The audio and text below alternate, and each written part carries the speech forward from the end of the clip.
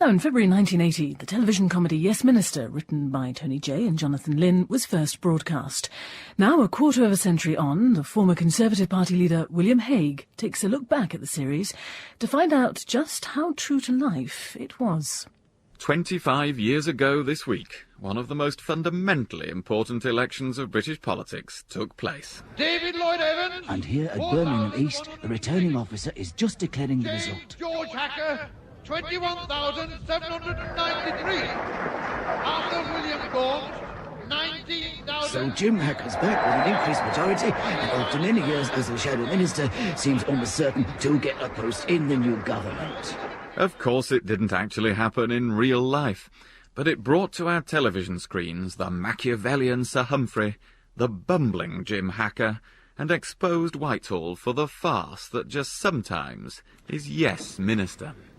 Minister, allow me to present Sir Humphrey Appleby, Permanent Under Secretary of State and Head of the DAA.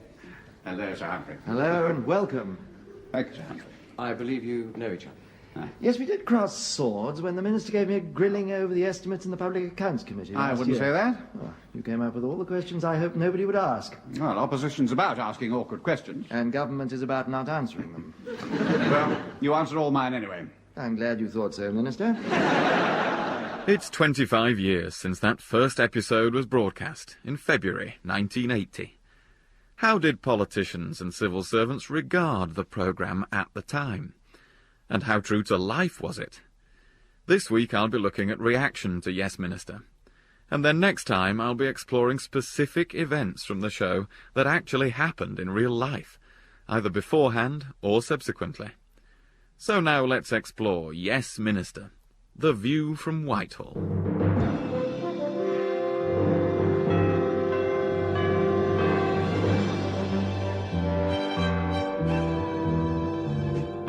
Well, I loved it from the start. I think everybody in Whitehall did. It was very difficult to get anybody to do anything in Whitehall, have any meetings or any evening engagements on the nights when it was being shown.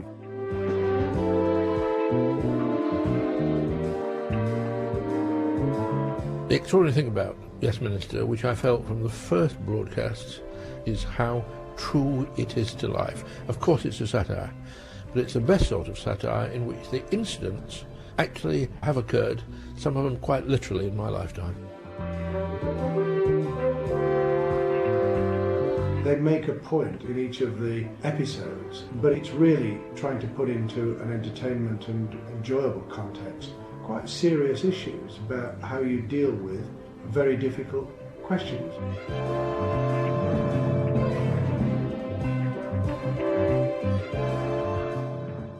Former Deputy Leader of the Labour Party, Roy Hattersley, and former Home Secretary David Blunkett there. But the voice that told you that you couldn't get anyone in Whitehall to work on the evenings Yes Minister was on the box was the former Cabinet Secretary Robin Butler. Little did the BBC know when it created Yes Minister that once a week it would paralyse the heart of the British state. That was true even at the height of the arms to Iraq scandal and the publication of Sir Richard Scott's report that almost brought the government of which I was a member to its knees.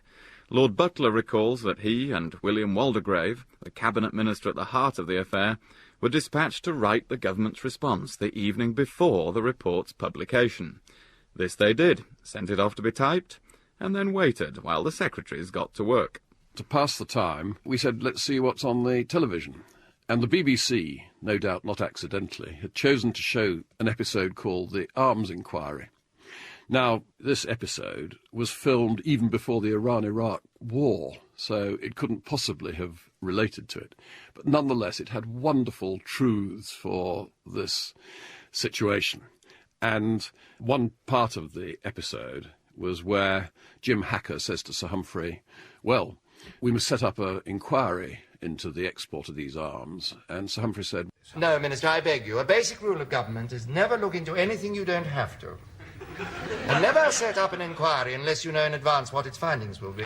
William and I looked at this. It was a dramatic moment in William's career where his political life hung by a thread. And we laughed until tears rolled down our cheeks. There were 21 episodes of Yes Minister between 1980 and 1982. The elevation of Jim Hacker to the premiership in a Christmas special in 1984 then led to a further 16 episodes of Yes Prime Minister. Each programme played out the battles between the indecisive minister, Jim Hacker, and his scheming permanent secretary, Sir Humphrey Appleby. But how did these storylines develop? Sir Anthony Jay co-wrote the series. Our storylines began with looking for areas that threw the civil service and the politicians into conflict, because it's conflict that creates the possibilities of comedy, or indeed drama and tragedy. The honours list, the civil service honours was one of them, and pay for the civil service is another. Most of our research was initially done by talking to people, particularly the sort of people who knew from the inside and were prepared to talk, and that was mostly the people who were advisors and things like that, who weren't terribly discreet. One of the people who did talk was Bernard Donahue, the head of the Downing Street Policy Unit for Harold Wilson and James Callaghan in the 1970s. As someone at the heart of government, he knew all too well about the disputes between ministers and their officials. He became an invaluable source to Tony Jay and his co-writer Jonathan Lynn. We lunched regularly. I would talk about my experiences in Number 10.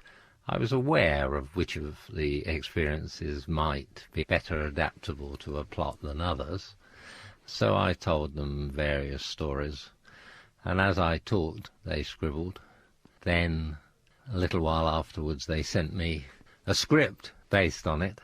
And I was always astonished at what they had added and how they had elaborated it, but not in a misleading way, and how they had introduced very valid comments on the political process. Civil servants at the time sensed that the earlier programmes had been based on historic events from previous Labour governments.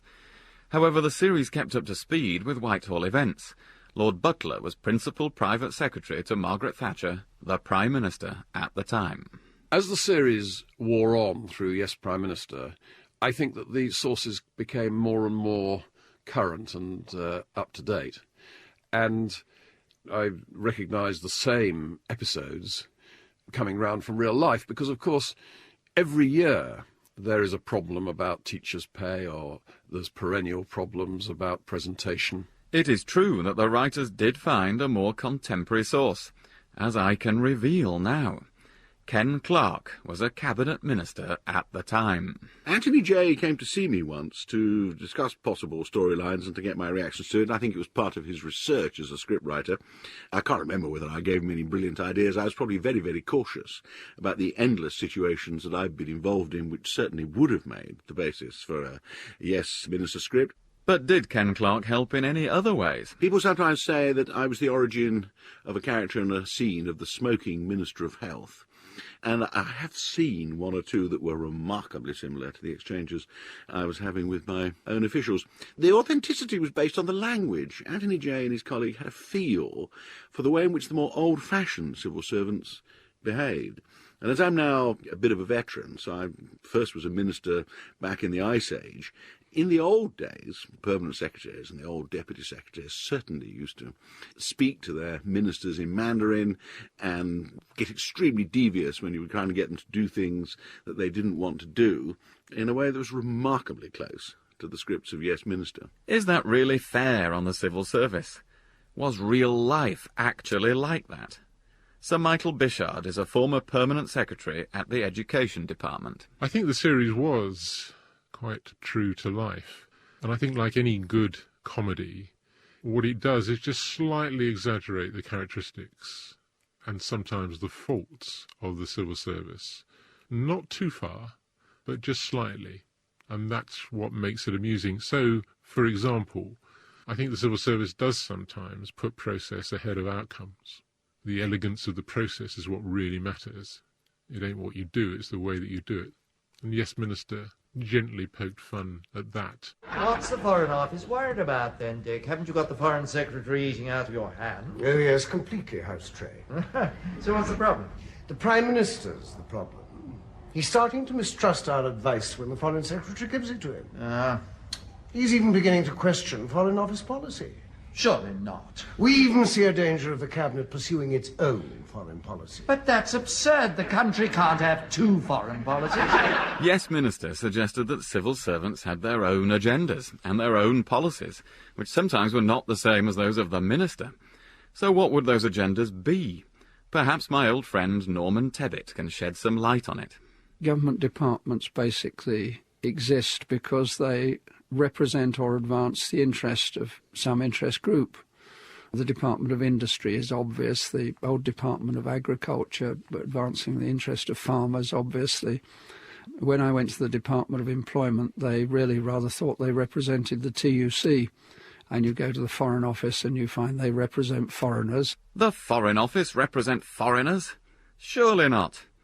Liz Simons used to be the General Secretary of the 1st Division Association, the union of senior civil servants. Now, as a Labour peer, she is herself a Foreign Office minister. When I first became a minister, I remember going through the policy about a particular country and saying that I thought that this policy should change and I thought there were various ways in which this could be addressed.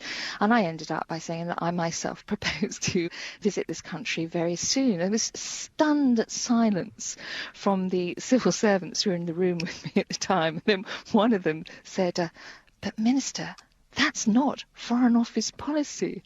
And you suddenly realise that there was a view amongst civil servants about what Foreign Office policy was, which went on irrespective of the government of the day. Apparently this isn't just a problem in the Foreign Office.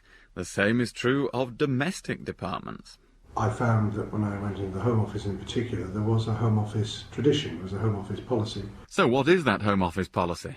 Perhaps Norman can help again. The Home Office represents criminals and the police, so it's got perpetual schizophrenia, and one lives in that world. Thank you, Norman. Now back to David Blunkett. And it did take a little time to ensure that everyone knew that the policy of the department, and therefore the policy of the government, was the policy of the minister. But it's inevitable, really. I mean, permanent secretaries are permanent. There has to be continuity. They serve governments of all persuasions. We don't have the American system. So there is a helpful continuance and continuity, but it also means, of course, that things are carried from one Secretary of State to another, from one administration to another. Sir Michael Bishard was David Blunkett's first permanent secretary at the Education Department when Labour entered government in 1997. The way in which the programme suggests that there are sometimes departmental agendas, and that sometimes, just sometimes, permanent secretaries have their own agendas, that is very observant, and actually, more seriously, is something which concern me. There have been examples over the last 20 or 30 years when particular departments have certainly had their own agenda and have sought to promote that in the face of quite strong opposition from ministers. I think more broadly than that, there's a question about whether sometimes the civil service or some civil servants think that they have access to a set of values which are somehow superior to the values which politicians have. And I think that comes through gently, but it comes through in Yes Minister. So the show may have captured the mood of government well. But are there events that politicians look at and think, that is so right, it's happened to me? Hello? Yes? Sorry, do you mind? I'm expecting quite an important call. Sorry about that. The first episode of Yes Minister captured only too well the anxiety that every politician goes through after there has been an election or when they know there is going to be a reshuffle. You are hooked by the telephone, waiting for that call from number 10. And that call, and only that call, is the most important thing in your life. Hello, yes, speaking. Oh, it's you, Michael. No, I haven't had a call. Have you had a call? Bill's had a call. What's he got? Europe?